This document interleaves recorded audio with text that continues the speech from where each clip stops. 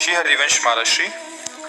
महाराष्ट्री, जब जीवन में चारों तरफ अंधकार छा जाए, कोई साथ ना दे, यहाँ तक कि अपने भी साथ ना दें, कठिनाई ही कठिनाई सामने आ रही है, उस वक्त साधु को क्या करना चाहिए? इसे प्रभु की कृपा उसके ऊपर हो रही, जिसको ऐसा हो रहा है, बड़ी किसका प्रश्न है। हाँ, बस उस अंधकार को समझो। कहीं सांसारिक मित्र को, सांसारिक भोगों को, इनको प्रकाश मत समझ लेना। कहीं सांसारिक अनुकूलता को, इनको कृपा मत मान लेना। वास्तविक बात है, जब हमारा इस संसार में कोई हितैषी न दिखाई दे, कोई प्रिय न दिखाई दे, कुछ अपना न दिखाई दे, तब एक रास्ता बचता है जो असली है, वो है प्रभु का। उनको स्वीकार कर ले। सब यहाँ कोई प्रिय नहीं। तुमसे जो प्यार करेगा शोषण करने के लिए, उसको कुछ तुम में दिखाई देगा, इसलिए तुमसे प्यार करेगा। तन धन कुछ भी, अगर उसको कुछ नहीं नजर आएगा तो तुम्हें कितना भी प्यार करता रहो, अंगूठा दिखा देगा। कोई भी यहाँ कोई प्यार व्यार नहीं, सब नाटक चलता है। केवल अपनी वासना की पूर्ति के लिए ही कोई किसी से प्यार करता है। अगर वासना की पूर्ति शब्द हटा दिया जाए तो प्यार की असलियत हो जाए। किसी से भी, दोस्त दोस्त से, किसी से, किसी का भी किसी से प्यार हो। अपने लोग कोई बाबा जी आकाश से नहीं बने हैं, यही पैदा गृहस्थी में हुए, संसार में ही पढ़े लिखे हैं, संसार में ही रहे, संसार का ही खाया, अभी संसार में ही है, सब पता है। कोई किसी से प्यार नहीं करता। अपनी वासनाओं की पूर्ति जहाँ होती है, हमें अच्छा लग रहा है इसलिए उसे प्यार करते हैं। जिस दिन हमें अच्छा नहीं लगा, उस दिन हम हर वो बात करेंगे जिससे हमसे दूर हो जाए। ये प्यार है क्या?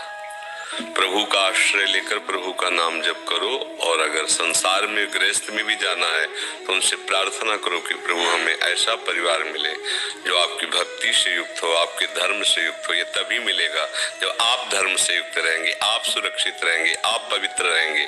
यदि आपने अपने पहले ही जो सामग्री अर्पित करनी है, वो पूजा की सामग्री अपवित्र कर दी, तो आप पूजा लायक ही नहीं, तो पूजा क्या होगी? समझ, हमारे इशारे को समझ लेना। जब तक ब्याह ना हो तब तक हर बच्चा बच्ची को पवित्र रहना चाहिए। व्यवहार करो, मित्रता करो, हमें कोई विरोध बात नहीं। लेकिन वो हमें शराब पिलावे, हमें गांजा पिलावे, हमारे साथ व्यभिचार करे, कहे हम फ्रेंड है, चाहे वो इधर पक्ष का हो चाहे इधर पक्ष का, फ्रेंड नहीं है, वो शत्रु है, दुश्मन है, जो हमारे आचरणों को भ्रष्ट कर रहा है, जो हमारे स्वभाव को बिगाड़ रहा है, जो हमारी पवित्रता को नष्ट कर रहा है, जो हमारे गुरुजनों पर अनुशासनहीनता ला रहा है। हम माता पिता का अनुशासन, शास्त्र का अनुशासन, धर्म का अनुशासन छोड़ करके मनमानी आचरण करें, अंधेरा ही अंधेरा, फिर क्या है? ये संसार भी तुम्हारे लिए सुखद हो जाएगा। धर्म से चलो, पवित्रता से चलो। किसी भी नशे में कोई सुख नहीं है। जो भगवान के नाम में नशा है, वो किस में सुख हो सकता है? आप जब के तो देखो, बड़े से बड़े भयानक कष्ट में भी आप आनंदित रहेंगे। दोनों किडनी फेल है, अतरे दिन डायलिसिस होता है, कितना कष्ट होता है किडनी फेलियर को, वही जानता है जिसकी किडनी फेल होती है।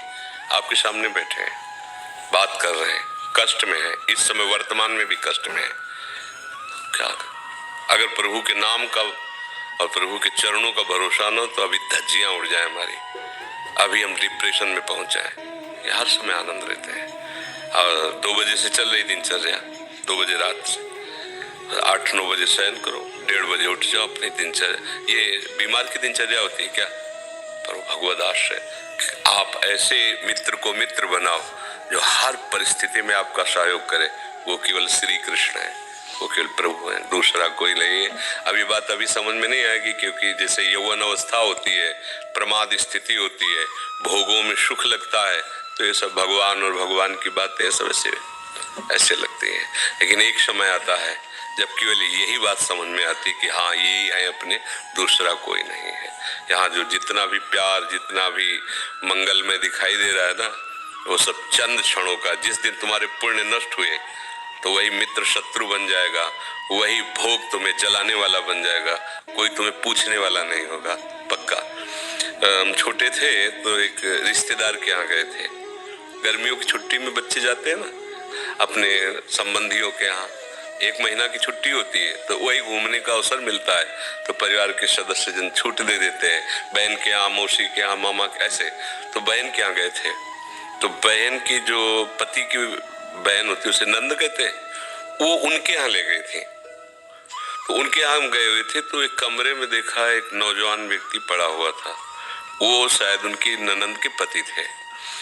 तो उनको पता नहीं क्या लगा, भगवान की प्रेरणा, हम तो बच्चे थे, तो हमें बुलाया, ऐसे नजदीक गए तो रोने लगे। उनका बच्चा अब हमारी कोई बात नहीं सुनता, तो हमें मन में है आपसे बता दें।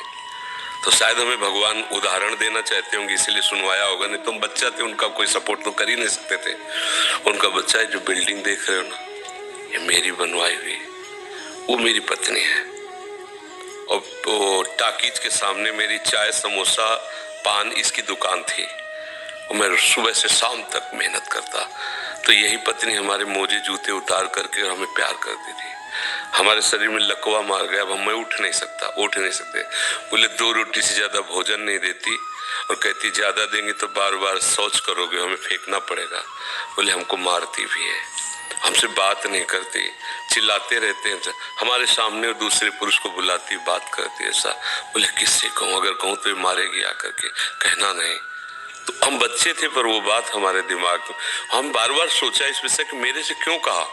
तो शायद मुझे शिक्षा भगवान दिलाना चाहते थे, एक उदाहरण हमारे दिमाग में। देखो ये वो बता रहा है कि जब मैं कमा के आता था तो मेरे जूते मुझे उतारती थी, मुझे प्रेम करती थी। आज वही पत्नी है, मेरा ही सब वैभव है, मुझे रोटी भर पेट है, क्योंकि लकवा मार गया, शरीर बेकार हो गया, अब वो पड़ा ऐसे। अब उस व्यक्ति का कौन मित्र होगा? कोई प्यार से बात, तभी तो हम बच्चा थे, हमें बुलाया, कोई प्यार से बात नहीं कर सकता। वही व्यक्ति है जिसने अपने जीवन को सजाने की चेष्टा की। लेकिन एक मित्र है जिसको नहीं जानता था, इसीलिए अगर उस मित्र को जानता होता तो उसको रोना नहीं बनता, वो केवल उसी से बात करता और जीवन बदल जाता। वो कर तुम अकर तुम अन्यथा कर तुम, सच्ची मानो। हमें डॉक्टर ने कहा था आज के कम से कम 17 वर्ष पहले, दिल्ली के थे, सब जांच की, उनका बाबा तुम संत हो इसलिए तुमसे कोई छुपाव नहीं है, तुम्हारा कोई घर का नहीं कि जिससे मैं बता सकूं, तुम्ही से डायरेक्ट कह रहा हूं। 2-2.5 वर्ष, आखिरी 5 वर्ष, ये किडनी खत्म और आप मर जाओगे। तो इसलिए बता रहे हैं कि आप भजन कर लो बस 2-2.5 वर्ष और। तो हमने भी ठान लिया था कि हाँ ठीक है ऐसा है। आज 17 वर्ष तो हो ही गए, लगभग 17 वर्ष, बड़ा लंबा सफर है। अभी आपके सामने बैठे, फेल भी है और पास भी है, नहीं पास है। देखो जो दिनचर्या हमें चाहिए वो हमारे शरीर कर रहा है, तो हम पास है। और फेल इसलिए कि संसार की दृष्टि से वो किडनी फेल है। अगर भगवान का भरोसा ना होता तो सोचो आज हम कितने परेशान होते, शरीर को लेकर, पैसे को लेकर, कितना खर्चा, कैसी दवाइयां, कहाँ से डॉक्टर कहाँ लाते, क्या कुछ नहीं करना होता। वो अपने आप डॉक्टर रो करके कहते कि मेरी सेवा मत छीनना। बैठे हजारों कोस दूर और रोज संपर्क, महाराज जी की क्या इस समय स्थिति है, अच्छा ये दवा दे देना, अच्छा आप ऐसा कर दे। तो हम देखते किसका दुलार है, जिनको 1000 रुपया दे के समय लिया जाता है, वो फिर बात करते हैं, वो भी अपने ढंग से। आश्चर्य की बात, डॉक्टर, उसे दुनिया से क्या मतलब, रुपये से मतलब है। लेकिन श्री जी, ये है प्रभु का प्रताप। हर व्यवस्था कैसे तुम्हें बताया, जब हम उनकी तरफ देखते हैं तो हजारों हाथों से दुलार करते नजर आ रहे हैं, हजारों हाथों से प्यार करते नजर आ रहे हैं। ये कैसे चलता?